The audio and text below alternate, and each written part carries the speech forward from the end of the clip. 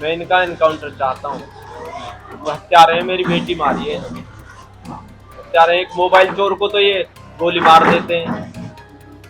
हत्यारे हैं हत्यारे। मुझे एनकाउंटर चाहिए इनका। क्या अभी एनकाउंटर हुआ है, क्या कहेंगे इस बारे में? कैसे कैसे, क्योंकि अपनी मांग ये रखी थी कि इनकाउंटर हो। नहीं, मैं प्रशासन से मैं तो खुश हूँ जी। जैसे दरिंदे कस्टडी से भाग रहे हैं तो पुलिस प्रशासन क्या करेगा?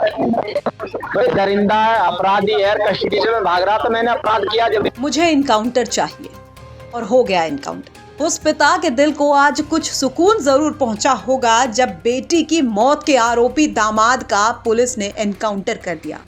ग्रेटर नोएडा में दहेज के लालच में मार दी गई निक्की की हत्या के आरोपी पति विपिन का आज पुलिस ने एनकाउंटर कर दिया।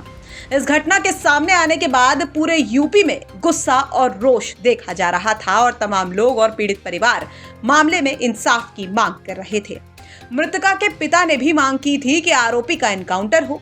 इस बीच जब पुलिस ने विपिन का एनकाउंटर कर दिया तो अब निक्की के पिता इस कदम से खुश नजर आ रहे हैं। बताया जा रहा है कि विपिन पुलिस की बंदूक को लेकर भाग रहा था और पुलिस कस्टडी से निकल भागने की फिराक में था, लेकिन इस बीच पुलिस के द्वारा उसके पैर पर गोली चलाकर विपिन का एनकाउंटर कर दिया गया, जिसमें विपिन घायल हो गया। उसको फिलहाल अस्पताल ले जाया गया है और उसका इलाज जारी है।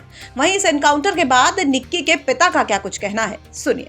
मैं इस समय मौजूद हूँ निक्की के घर, जहाँ की अभी थोड़ी देर पहले खबर मिली है कि यहाँ पे जो निक्की का जो पति है उसका इनकाउंटर हुआ है। पुलिस ने सिरसा गोल चक्कर के पास उसका इनकाउंटर किया है और वो बताया जा रहा है कि जब उसको पुलिस मेडिकल के लिए ले जा रही थी तब तुरंत पुलिस ने जब उसको रोका तो उसने पुलिस की पिस्टल छीन कर भागने की कोशिश की, तो पुलिस ने मुठभेड़ में उसको घायल कर दिया है और अभी अस्पताल में भर्ती कराया गया है। मेरे पिता उसके साथ क्या अभी एनकाउंटर हुआ है, क्या कहेंगे इस बारे में?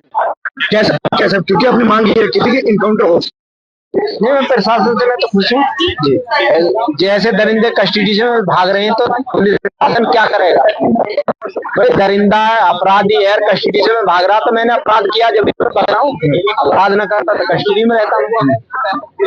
उनके अंदर पापा जब बेटी जल गई थी वो हॉस्पिटल में भी ना पहुंचा हुई थी। अब कस्टडी से मैं भागने से कोशिश तो ऐसे दरिंदा बताइए, कस्टडी से भागने की कोशिश करा, पिस्टल भी पकड़ने की कोशिश की थी, पकड़ने की कोशिश करे, कस्टडी में भागने की कोशिश करा। जब वो अपनी पत्नी के साथ हॉस्पिटल में नहीं गया तो वो वैसे दरिंदे को तो न्यायालय को चाहिए और फिर कस्टडी में भाग रहा। तो अच्छा, और भी अब जो आरोपी के नामजद रिपोर्ट है उनके बारे में आप कहेंगे? वो तो बता दें कि निक्की की हत्या के आरोपी विपिन को पुलिस ने गिरफ्तार कर लिया था और पुलिस उससे मामले पर आगे की कोई पूछताछ करने वाली थी और इसी सिलसिले में नोएडा पुलिस उसे लेकर जा रही थी। इस बीच विपिन पुलिस की पिस्तौल लेकर भागने लगा।